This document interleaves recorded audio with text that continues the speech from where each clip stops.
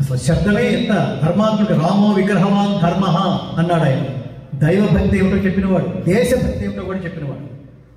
జననీ జన్మభూమిశ్చ స్వర్గాదపి గరీయసి. ఎవరు చెప్పింది? శ్రీరాముడు. ఎవరితో చెప్పాడు? లక్ష్మణుడితో. ఏమన్నాడు?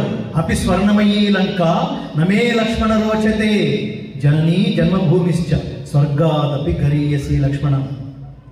లంకాద్వీప వైభవాన్ని చూసి, ఆ మెరుగును చూసి, ఇంతకంటే ఎంత అద్భుతంగా ఉంది అన్నయ్య లంకాద్వీప వైభవం అని అంటే నీకు అలా అనిపిస్తోందేమో, నాకు అలా అనిపించట్ల. నాకేమనిపిస్తుందో తెలుసా? జననీ జన్మభూమి రెండు స్వర్గం కంటే గొప్పవి, నా మాతృభూమి అన్నిటికంటే గొప్పది అన్నాడు శ్రీరామచంద్రుడు.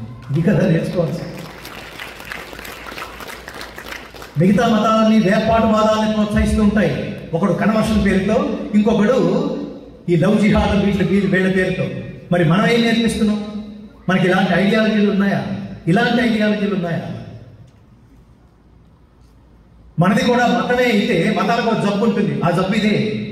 వాడు మనం తిడతాడు ముందు, నువ్వు దరిద్రుడివి, నువ్వు వెధవి, మీ అమ్మా నాన్న ఇంకా వెధవా, మీ దేవుడు ఇంకా వెధవా, ఏం చేసినా వాడు రాడు, మావాడు ఒకడు వస్తాడు, అందుకని మీ తల్లిని మీ వాళ్ళందరినీ వదిలేసి మా దాంట్లోకి వచ్చేసి. దీని పేరే కన్వర్షన్, డైవర్షన్, పెర్వర్షన్, కర్మ. కానీ మనం అలా అనుకోవటంలా. మనది కూడా మతం అయి ఉంటే మనం ఒక్క మాట చెప్పుండాలి. మనం మంద కూడా మతం అయి ఉంటే ఒక మాట చెప్పుండాలి. అదేమిటో తెలుసా? సర్వే జనా సుఖినో భవంతు అనకూడదు. మనం ఏమనాలి? ఓన్లీ హిందూ జనా సుఖినో భవంతు అని ప్రార్థించాలి కదా. అలా అంటలేదు. కంటి కనిపించని మానవుడు కూడా ఎక్కడున్నా వాడు శాంతిగా ఉండాలి. పంచభూతాలు శాంతిగా ఉండాలి. గౌ శాంతి, ఆపశాంతి, తేజోశాంతి, వాయు ఆకాశ శాంతి, పృథ్వీ శాంతి, అన్నీ శాంతిమయంగా ఉంటేనే నేను శాంతిమయంగా ఉంటా. మనం బాగానే ఉన్నట్టు అనిపిస్తుంది. తుఫాన్ వచ్చింది, ఇల్లేమవుతుందో, ఎంత అశాంతం చూడండి. ప్రకృతి ఆశీర్వదిస్తేనే ఉంటాం మనం. కాబట్టి జీవితం అనే ప్రయాణాన్ని ఆదర్శవంతంగా సాగించు అర్జున అని చెబుతూ ఇప్పుడు మనం అసలు ఘట్టంలోకి రాబోతున్నాం. జాగ్రత్తగా వినండి. యోగ సాధనకి ఇది అత్యంత పవిత్రమైన ఘట్టం, అత్యంత శక్తివంతమైన ఘట్టం. భగవద్గీతోపదేశానికి ముందు శ్రీకృష్ణుడు అర్జునుడు బావా అనుకుంటూ భుజాల మీద చెయ్యి వేసుకుని రకరకాల జోకులు మాటలు మాట్లాడుకుంటున్నప్పుడు శ్రీకృష్ణ పరమాత్మ శక్తి ఏమిటో తెలియలేదు, ఐడియాలజీ ఏమిటో తెలియలేదు. నమ్మకం ఉంది, గౌరవం ఉంది, బాంధవ్యం ఉంది, ఏదో చిన్నపాటి కాన్ఫిడెన్స్ ఉంది, అంతే. కానీ గీతోపదేశం ప్రారంభమైన తర్వాత కృష్ణుడు అర్జునుడితో భాష వాంగ్మయం మాట్లాడుతున్నాడు. నహన్యతే హన్యమానే శరీరే అర్జున, ఫైట్ ఫర్ ధర్మ. చంపబడేది శరీరమే కాని ఆత్మ కాదు. తప్పే. నువ్వు చంపుతోంది వ్యక్తుల్ని కాదు, యుద్ధం జరుగుతోంది మనుషుల మధ్య కాదు, ధర్మానికి అధర్మానికి మధ్య జరుగుతోంది. నువ్వు ఆలోచించవలసిన మెచ్యూర్డ్ లెవెల్ ఇది. అశోచ్యానమశోచస్వం ప్రజ్ఞావాదాంశ్చ భాషసే గతాసు నగతాసుశ్చ నానుశోచంతి పండిత. పండితులు ఉన్నవాళ్ళ గురించి పోయిన వాళ్ళ గురించి ఆలోచించరు, కర్తవ్యం గురించి ఆలోచిస్తారు. దాన్ని ధర్మబద్ధంగా చెయ్యి అర్జున అని చెప్తున్నప్పుడు పరమాత్మ నీ అమృత వచనాలని ఎంత విన్నా మళ్ళీ మళ్ళీ మళ్ళీ నాకు వినాలనిపిస్తోంది. నువ్వు చెప్తుంటే బాంధవ్యం పేరుతో బావా అనాలని అనిపించటల్లా. ఓ మహనీయుడా, ఓ మహాత్మా, అసలు నువ్వెవరో తెలుసుకోవాలనిపిస్తోంది. నువ్వు కాదు, నువ్వెవరో నాకు చెప్పు. నాకు అర్హత ఉందని నువ్వు భావిస్తే నాకు చెప్పు అన్నాడు.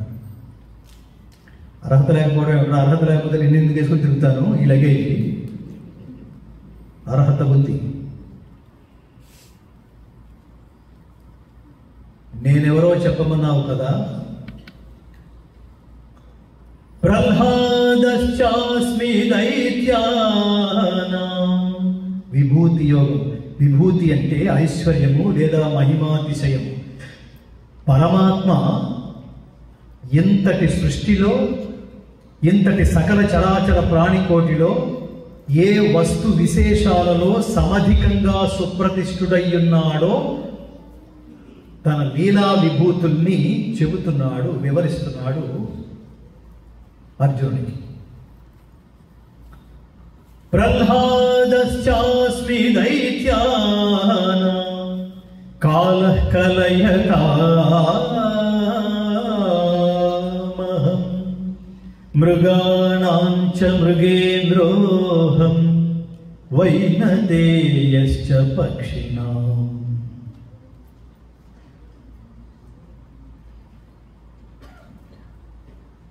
రాక్షసులలో ప్రహ్లాదుడు, గణకులలో కాలము, పక్షులలో గరుత్మంతుడు, మృగములలో సింహము నేనే. సమస్త ప్రాణుల యందున్న ఆత్మను నేనే, వాని ఆది మధ్యాంతములను నేనే. అదితి పుత్రులైన ఆదిత్యులలో విష్ణువును నేను. జ్యోతిర్మయ స్వరూపులలో సూర్యుడు, వాయువులలో మరీచి, నక్షత్రములలో చంద్రుడు నేనే. వేదములలో సామవేదము, దేవతలలో ఇంద్రుడు, ఇంద్రియములలో మనస్సు, ప్రాణులందరి చైతన్యము నేనే అర్జున. ఏకాదశ రుద్రులలో శంకరుడు, యక్షరాక్షసులలో కుబేరుడు, అష్టవసువులలో అగ్ని, పర్వతములలో మేరువు, పురోహితులలో ముఖ్యుడైన బృహస్పతి, సేనాపతులలో కుమారస్వామి, జలాశయములలో సముద్రము నేనే. మహర్షులలో భృగు, వాక్కులలో ఏకాక్షరముగు ఓంకారము, యజ్ఞములలో జపయజ్ఞము, స్థావరములలో హిమాలయము, వృక్షములలో అశ్వత్థ వృక్షము, రావి చెట్టు నేనే. దేవర్షులలో నారదుడు నేనే. ఆయుధములలో వజ్రాయుధము, పాడియాములలో కామధేనువు నేనే. జలదేవతలలో వరుణుడు, పితృదేవతలలో హర్యముడు, శాసకులలో యముడు, దితివంశజులలో ప్రహ్లాదుడు, మత్స్యాదులలో మొసలి, శస్త్రధారులలో శ్రీరాముడు, నదులలో గంగా నేనే. సృష్టుల యొక్క ఆది మధ్యాంతములు నేనే. విద్యలలో అధ్యాత్మ విద్య, వాదనారీతులలో తత్వ నిర్ణయార్థము చేయు వాదమును నేనే అర్జున. విశ్వతోముఖుడైన కర్మఫల ప్రదాత, సమస్తమును హరించునట్టి మృత్యువు, భవిష్యత్తు సృష్టికి కారకుడు నేనే. స్త్రీలలో కీర్తి, వాక్కు, మేధ, సంపద, సంస్కృతి, మేధ, ధైర్యము, క్షమ నేనే. సామములలో బృహత్సామము, ఛందస్సులలో గాయత్రి ఛందస్సు, మాసములలో మార్గశిరము, ఋతువులలో వసంతము నేనే. వంచక వ్యవహారములలో జూదము నేనే. తేజోవంతుల తేజస్సు, జయము, ప్రయత్నము, సాత్వికులలో సత్వగుణము నేనే. అర్జున, వృష్ణివంశజులలో యాదవుడు, మునులలో వేదవ్యాసుడు, కవులలో శాస్త్రార్థమున నిరింగిన శుక్రాచార్యుడు, పాండవులలో అర్జున నీవును నేనే. ఉడికిపోయాడు. పాండవుల ఐదుగురులో మిగతా నలుగురు పేరు చెప్పలేదు. పాండవులలో నువ్వు నేనే. దండించు వారిలో దమన శక్తి, విజయేచ్ఛ గల వారిలో నీతి, రహస్యములలో మౌనము, జ్ఞానవంతుల జ్ఞానము నేనే. ఇంతెందుకు అర్జున, సమస్త భూతముల ఉత్పత్తి హేతువు నేనే. నేను లేనట్టి చరాచర భూతములేవియునో లేవు అర్జున. పెద్ద తండ. ప్రకృతి అంతా వింటోంది, పంచభూతాలు వింటున్నాయి, ఒళ్ళు గగురు కొడుస్తోంది. అంతటి వాడు ఒక ఫ్రెండ్ రూపంలో అర్జునుడు పక్కనే ఉన్నాడు. నేనే నేనే నేనే అంటున్నాడు. లోకమునందు ఐశ్వర్యయుక్తమై, కాంతివంతమై, శక్తివంతమైన ప్రతి వస్తువు నా తేజో భాగము వలననే, నా తేజస్సులోని అంశమే అని తెలుసుకో అర్జున. నేను జగత్తునంతను నా ఒక్క అంశము చేతనే ఉద్భవించి ఉన్నాను. 13.3 మిలియన్ల భూములు ఒక చోట పేర్చితే అది సూర్యుడైంది. అలాంటి కోట్లాది సూర్యులు ఒక చోట పేర్చితే అది నక్షత్రం పరిమాణమైంది. అలాంటి కొన్ని మిలియన్ల కోట్ల నక్షత్రాలు వాటి కక్షలో అవి తిరుగుతుంటే అది నెబ్యులా అయింది, పాలపుంత. అలాంటి ఈ విషయంలో అలాంటి నెబ్యులాలు కొన్ని వేల లక్షల కోట్లు ఉన్నాయి. అవి వాటి కక్షలో అవి తిరుగుతూ ఉంటాయి. ఎక్కడన్నా క్యాలిక్యులేషన్ కాస్త తప్పి ఒక నక్షత్రం పక్క నక్షత్రానికి ఢీకొంటే మొత్తం ఒకదానికొకటి అన్ని వేల కోట్ల నక్షత్రాలు ఆ పక్కనే ఉన్న కృష్ణ బిలంలోకి పోయి క్షణాల్లో దగ్ధమై అదృశ్యమైపోతాయి. ఏం పవర్ అది! దాని పరమాత్మ అంటున్నాడు, విష్టభ్యాహమిదం కృష్ణం ఏకాంశేన స్థితో జగత్. విష్టభ్యాహమిదం కృష్ణం ఏకాంశేన స్థితో జగత్. నువ్వు ఊహిస్తున్న, నేను చెప్పగా విన్న, నీ తపశ్శక్తితో దర్శించే ఈ సమస్త ప్రకృతి ఏదైతే ఉందో నా ఒక్క తేజో భాగం వలన ఇదంతా ఉద్భవించింది అనగానే మళ్ళీ మైండ్ బ్లోయింగ్, వణికిపోయాడు అర్జునుడు. ఇదేమిటి, వీడు ఒక్క అంశం ఓపెన్ చేస్తేనే ఎంత ఉందా, ఇంకెన్ని అంశాలు ఉన్నాయి?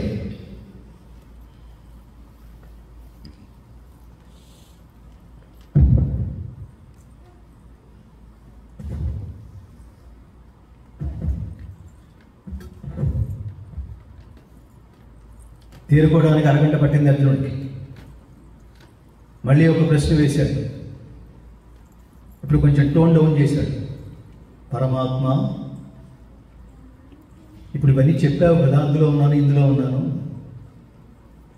ఈ చెప్పినవన్నీ నీ ఒక్క రూపంలో చూపించగలవా అని అడిగాడు. శివరాత్రికి వేస్తారు చూడండి, ఒకటి ఇక్కడ మీద రెండు ఆటలు, ఒకటి అయిపోయింది. ఒక స్టోరీ చెప్పాడు ఆయన, చెప్పింది విన్నాడు, చెప్పింది చూపించగలవా అని అడిగాడు. కృష్ణుడు పరమాత్మని ఎందుకు నమ్మాలో తెలుసా? ఇది సిద్ధాంతం మిత్రుల, సిద్ధాంతం ఏమిటో తెలుసా? ఎవడైతే ఆచరిస్తాడో వాడికి మాత్రమే చెప్పే హక్కు ఉంటుంది, అర్హత ఉంటుంది. ఎవడైతే ఆచరించి మాట్లాడతాడో వాడి వాక్కుకు మాత్రమే సమాజాన్ని నడిపించగలిగే శక్తి వస్తుంది. ఎవడు పడితే వాడు మైకులో మాట్లాడేస్తే ప్రపంచం అంతా కదిలిపోదు మిత్రులారా. వాడు తపస్సు అయి ఉండాలి. కృష్ణుడు ఆచరించిందే మాట్లాడతాడు. నాకు ఇవన్నీ అక్కర్లేదు. పత్రం పుష్పం ఫలం తోయం యో మే భక్త్యా ప్రయచ్చతి తదహం భక్త్యుపహృతం అస్నామి ప్రయతాత్మనా. వెంకటేశ్వర స్వామి గుడికి వెళ్ళి హుండీలో 20 కోట్లు వేసి ఈ పక్కకి తిరిగి వచ్చి దేవుడి ముందు నిలబడి దండం పెట్టి, ఆ 20 కోట్లు నేనే, ఆర్ యూ సాటిస్ఫైడ్? ఇంకేమన్నా కావాలంటే రాత్రి కళ్ళకు కనిపించి చెప్పు, రేపు ఇంకో 20 తెచ్చేస్తాను. వాడితో ఫైనాన్షియల్ ప్రాబ్లమ్స్లో ఉన్నట్టు వీడు వెళ్ళి ఆదుకుంటాడు. నీ తల ఏంటో ఓసిపోతుంది, ఒక 20 కోట్లు పెట్టి నీకు కిరీటం చేయించాలని ఎందుకురా వాడికి? పరమాత్ముడు అంటే ఇచ్చేవాడు, ఇది గుర్తుపెట్టుకోవాలి. పరమాత్ముడు తీసుకునేవాడు కాదు, తీసుకునేవాడు జీవుడు, ఇచ్చేవాడు దేవుడు. వాడికి మన పరమాత్మ విశ్వగురువు, జగద్గురువు. కృష్ణం వందే జగద్గురు. ఇంగ్లీష్లో రాసుకునే పిల్లల్ని చదవమని చెప్పకండి, ఎందుకంటే అది స్పష్టత లేని భాష కదా. వాళ్ళు ఇంగ్లీష్లో రాసుకుని కృష్ణం వండే జగద్గురు అని చదువుతున్నారు. కర్మ. వాడు వండే జగద్గురు కాదురా, లైఫ్ టైం జగద్గురు అని చెప్పి మళ్ళీ దానికి కంటిన్యూటీ మనం ఎక్స్ప్లెనేషన్